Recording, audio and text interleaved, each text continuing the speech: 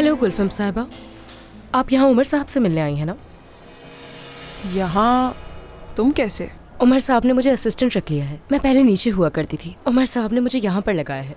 हाँ, अंदर हैं क्या उमर साहब? जी हैं, बस वो 15 मिनट में पेशेंट देखेंगे।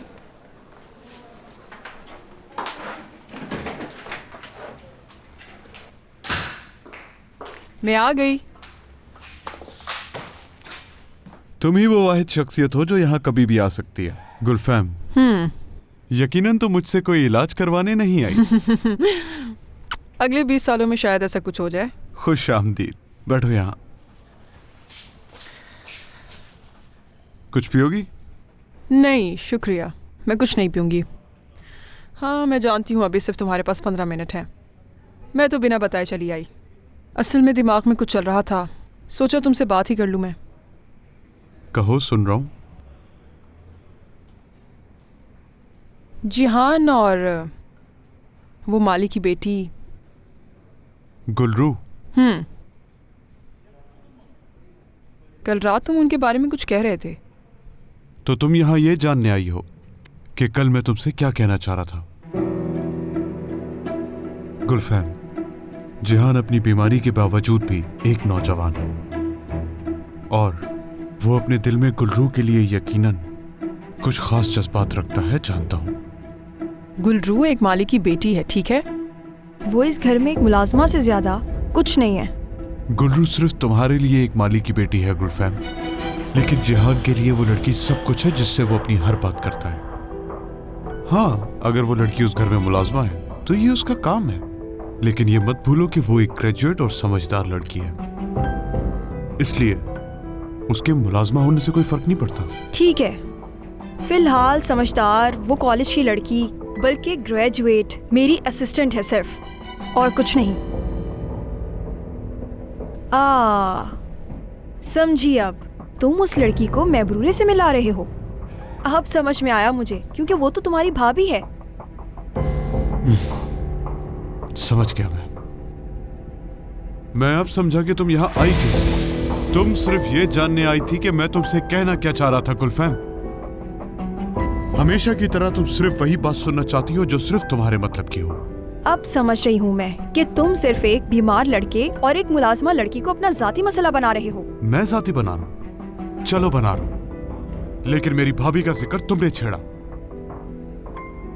गुलफाम, तुमने जानना चाहा कि तुम्हारे भाई ने घर क्यों जलाया? नहीं ना, बल्कि तुम्हें माली की बेटी के मामले पे बात करना ज्यादा अच्छा लगा।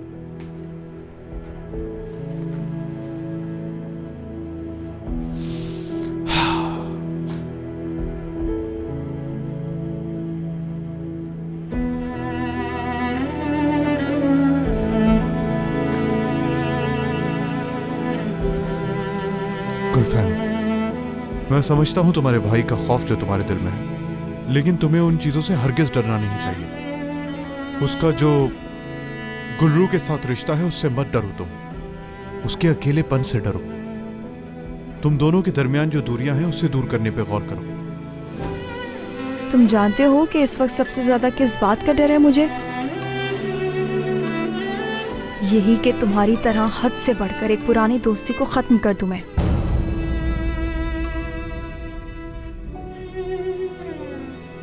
मेरे ख्याल से तुम्हें इस दुनिया को गौर से देखना चाहिए।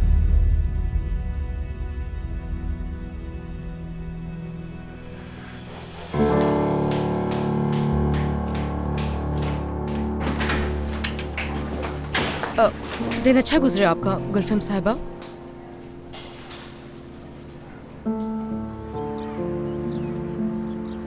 रुकिए आपा, लाए मुझे दें, मैं ही उठा लेता हूँ। इसकी जरूरत नहीं है। आप भी नाराज हो गई हैं क्या आपा? हाँ मैं भी मर्द, मुंह ना खुलवाओ मेरा तो बेहतर है। खुदा के लिए मुझे कुछ तो बताएं, क्या हुआ है? कोई मुझसे बात ही नहीं कर रहा है। मानता हूँ कि मुझसे गलती हुई है। उस रात मुझे वहाँ उस हालत में आपके बाबा के घर के पास नहीं आना चाहिए था।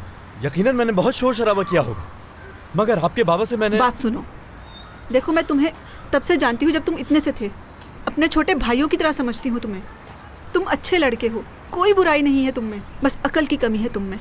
बात तुम्हारी होती तो कोई बात नहीं, लेकिन तुम्हारे बाबा ने जो कुछ कहा वो बिल्कुल बर्दाश्त के काबिल नहीं।